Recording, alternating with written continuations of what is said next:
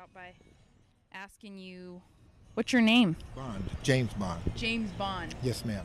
That's your name. Yes, today my name is That's James a Bond. famous name. Are you named after the James Bond? Well, actually, it's just such a good name that I love it so much. I just like the movies. I just had to put it into my own reality that I'm called James Bond.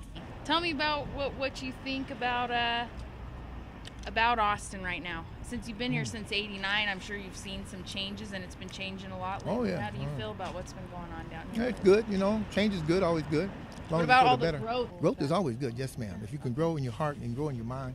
Yeah. But what about that kind of growth? So it's good. But what about all the skyscrapers and buildings and stuff? That one looks like it's going to fall. That yellow one over there in the corner. To me, I'm not an architect, but I've seen some things in my life that would think to me that thing might just fall over. I wouldn't be surprised that damn thing just fell over and somebody said, "Oh, I got hurt." I hate to see somebody get hurt, but it's just the way I look at it from different angles. That's the way I look at it, you know. I'm James Patton. I'm the owner of Rivers and Reefs Pet Center that has been down here on South Congress since May of 1997. In this particular area, it grew really fast in the last few years. A lot of the, what I would say, mom and pop type businesses are kind of getting outpriced by some of the higher rents that the landlords are getting because some of the newer upscale shops are moving in. Has it changed your clientele? Yeah, I have definitely noticed a change, and it is for the good because we are seeing new faces. We weren't able to attract them any other way. Those particular places, American Apparel and Starbucks, both advertise, and they advertise heavily. So we are getting a little higher clientele, a little more disposable income. On the other side, the bad side we see is it's kind of squeezed out some of the people that were already coming down here.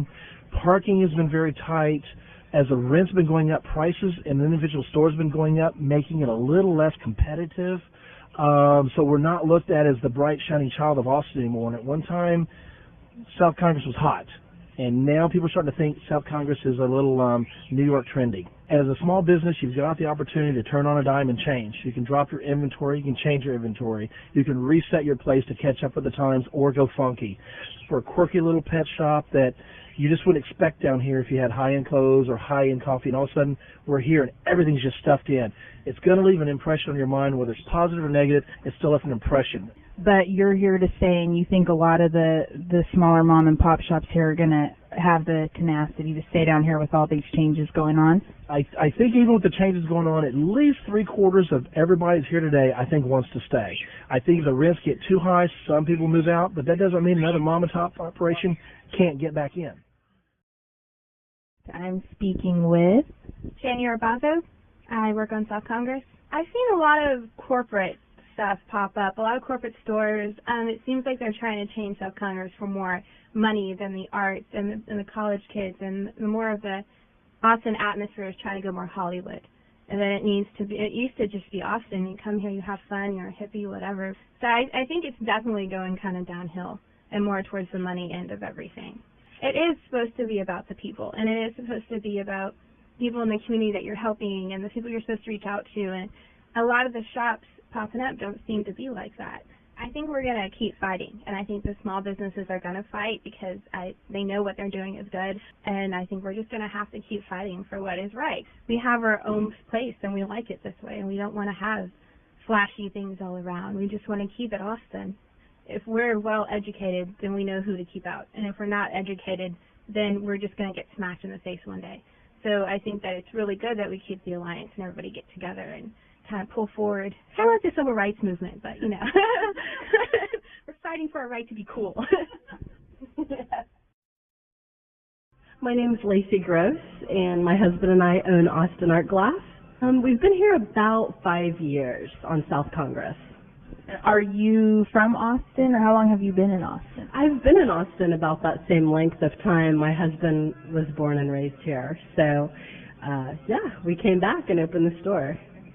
And what brought you guys back to Austin from wherever you were? Well, he actually is a glass blower. Yeah, I think Austin is just a, stellar environment to support artists and locally owned businesses. I was reading it's like one of the top 5 cities to open your own store, so we feel very fortunate. I mean, selling art to eat is always a nail biter, but we're doing it, so. And what are some of the changes you have seen recently going on around South Congress, and is that affecting you at all? Yeah, my husband is a member of the South Congress Merchants Association, and I think keeping abreast of the issues, keeping informed, being able to be a united front against things that come up on the street is key to keeping us here. What about the issue that's been going on around here with some of the street vendors having to have contracts now? Have you noticed that conflict at all? I think that they should. I think that this is a prime spot. The business owners have fought hard day in and day out to make this the retail destination that it is. And for, somebody to just come along and set up a tent, next to my store on a prime retail day when I'm here in the trenches every day, I think that's something that needs to happen. Yeah, I do. I'm speaking with JJ here on South Congress, and what kind of business do you have going on here, JJ? Well, I'm a musician, but my buddy's business, he's a vendor, and he sells all kinds of Bob Marley and reggae items and things that you might find in the Caribbean, maybe. Okay. How did you meet him? I've worked on South Congress for a while. I've worked at Allen's Boots, and I've also worked at Maya Star, and I hang out here all the time, so we became acquaintances and then fast friends. How long have you lived in Austin, JJ? 2 years right now. Where are you from originally? I moved here from New York City. The sunshine brought me here, the good people brought me here, and the art community brought me here. Since you've been working down here, what kind of changes have you seen going on? There's just more rich people. Hopefully it doesn't become what the rest of America is fast becoming, just a land that looks the same wherever you go, and there's little change and little diversity, and that's what I really love about Austin, and I love about South Congress, is that it's people's dreams. I'd say it's a very special thing, and that's pretty much it. It's just a very special, unique thing that people hold dear, and it's something that you don't see in America anymore. And you can look down the street and you can see the Capitol, and hopefully the Capitol represents these same fine people who work here and make their businesses, and hopefully it does. To me, so far it does. There's not a little place like the Cupcake stand that you're going to find in America, and I heard today that he did get offered to franchise it, and he turned it down, which is a lovely thing. And I'm glad that there are people here like you with a microphone going around, recording people saying that, this is how people feel about, localized products or even, localized friendly faces. And I think it's important. And I see Austin as it's really booming. You just look downtown. I've been here 2 years and the skyline has changed, dramatically. And I see that as being a good thing, but as being an artist or being a musician, which I am, I find it as being...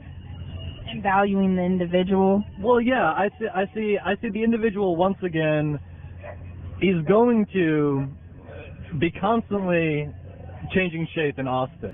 And you're used to small people here with big dreams and ideas, and that's where their businesses come from. They don't want to take their business to the big city. They don't want to go to, maybe they don't want to go to New York. They don't want to go to LA. They don't want to go to Dallas. They want to, they want to make this their oasis.